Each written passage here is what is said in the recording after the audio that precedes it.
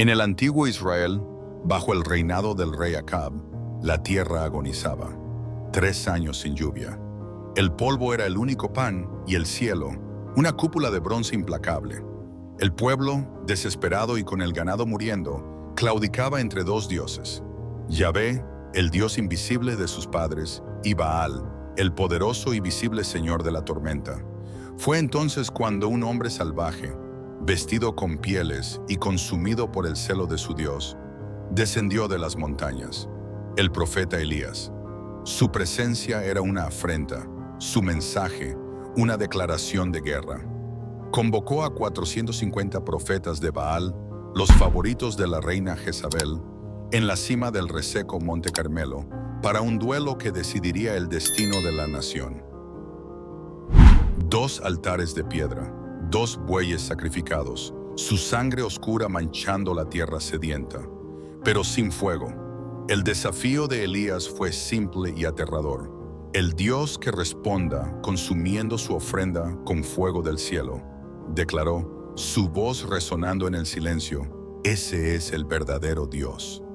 Los profetas de Baal comenzaron.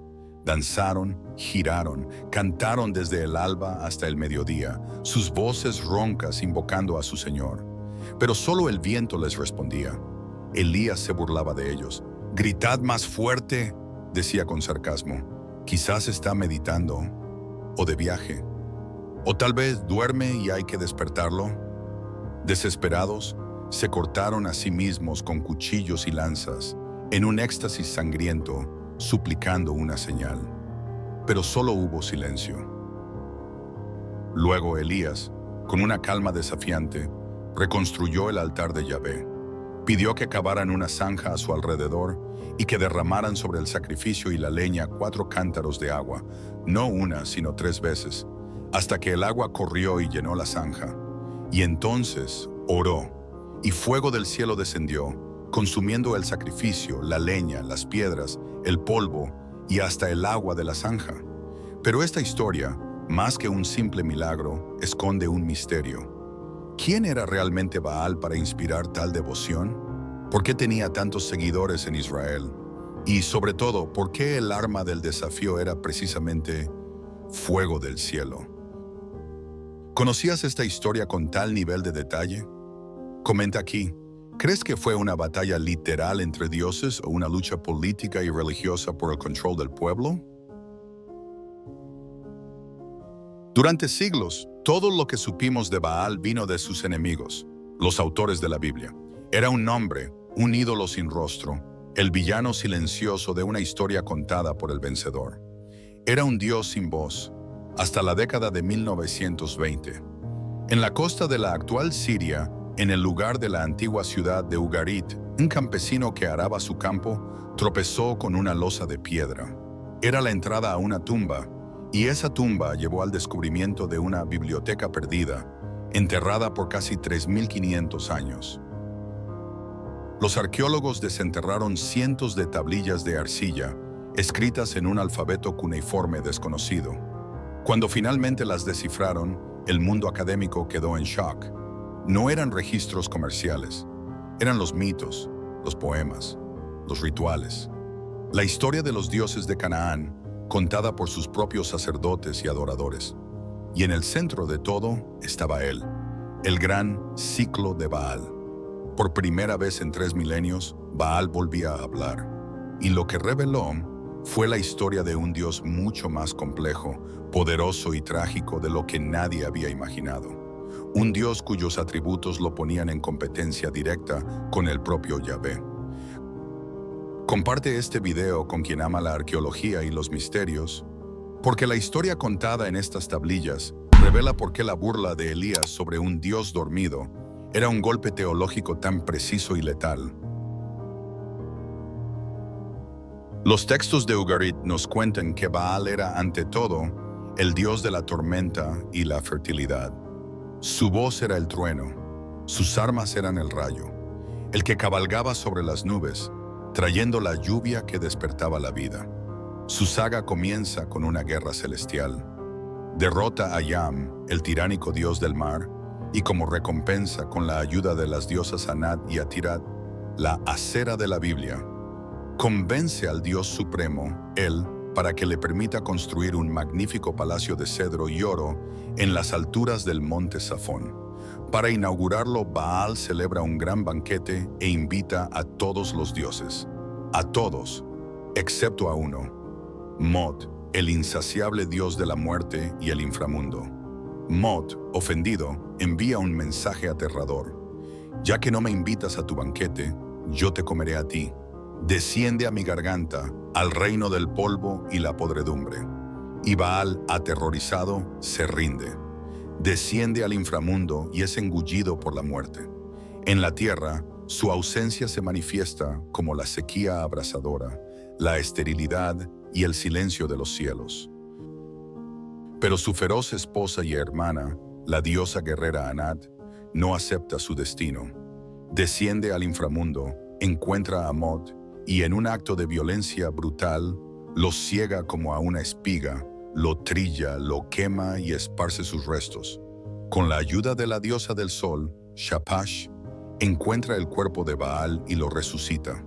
El regreso triunfal de Baal trae de nuevo las lluvias, la vida y la abundancia a la tierra. Había vencido a la muerte. Un Dios que muere y resucita, ligado a los ciclos de la naturaleza. ¿Te suena familiar? Comenta tu opinión, porque entender este mito es la clave para decodificar el desafío de Elías. Pero ¿por qué este dios cananeo era tan popular en Israel? Primero, porque su culto era antiguo y estaba profundamente arraigado en la tierra de Canaán, mucho antes de que los reinos de Israel y Judá se consolidaran. Para los agricultores, adorar al Dios que prometía lluvia era una cuestión de supervivencia. Segundo, la política. Muchos reyes de Israel, en lugar de erradicarlo, lo toleraron o incluso lo promovieron para mantener la paz con sus vecinos. El conflicto de Elías ocurre precisamente durante el reinado de Acab, un rey poderoso pero políticamente pragmático. Su matrimonio con Jezabel, una devota princesa fenicia, hija del rey de Tiro, fue una alianza estratégica. Pero Jezabel no era una reina pasiva. Según la Biblia, fue una fanática religiosa. Usó su poder e influencia para establecer el culto a Baal como una religión de Estado, manteniendo a cientos de sus profetas con los tesoros del reino y persiguiendo a los profetas de Yahvé. El Monte Carmelo, donde ocurre el desafío, ya era un lugar sagrado para Baal y continuó siéndolo por siglos. La rivalidad no era solo teológica, era una guerra civil por el alma cultural y política de la nación. Y aquí, en este escenario de desesperación y conflicto, todo cobra sentido. ¿Por qué el desafío era fuego del cielo? Porque el contexto era una sequía de 3 años. La única pregunta que importaba era, ¿quién trae la lluvia? ¿Baal o Yahvé? El fuego del cielo no es otra cosa que el rayo, y el rayo es el símbolo de poder, el arma principal de Baal. En la iconografía encontrada en Ugarit, Baal es representado empuñando un rayo como una lanza. Zeus, su equivalente griego, también porta el rayo. El desafío de Elías fue un golpe maestro de la teología polémica. Fue una declaración de guerra en el propio terreno de su rival. Fue esencialmente decirle a los 450 profetas, invoquen a su Dios para que use su propia arma, que demuestre que Él es quien controla la tormenta. Cuando Baal no responde, y la burla de Elías sobre si está dormido o de viaje, es una referencia directa a su descenso al inframundo en el mito, y es Yahvé quien envía el rayo que consume el sacrificio empapado en agua. El mensaje es devastador y claro para todos los presentes. El Dios que ustedes creen que porta el rayo es un impostor. El verdadero Señor de la tormenta, quien realmente controla la lluvia y la fertilidad, es Yahvé. Por eso, inmediatamente después del fuego, Elías le dice al rey Acab, sube, porque ya se oye el ruido de una gran lluvia. La historia no es sobre un milagro aleatorio, es sobre Yahvé reclamando para sí los atributos y el poder de su mayor rival, demostrando su supremacía. El conocimiento de la historia y la arqueología transforma por completo nuestra lectura de estos textos antiguos, revelando una sofisticada batalla teológica que se había perdido en el tiempo. Si esta inmersión en la verdadera identidad de Baal te ha fascinado, no dejes de ver nuestro video sobre las mujeres más peligrosas de la Biblia, donde exploramos el impacto de la reina Jezabel, la gran promotora de Baal. El enlace está apareciendo aquí y en la pantalla final. Y si quieres seguir descifrando los misterios ocultos en las Escrituras, deja tu like, suscríbete a los manuscritos perdidos y activa la campanita. Esto es Los Manuscritos Perdidos, trayendo a la luz lo que debía permanecer en la oscuridad.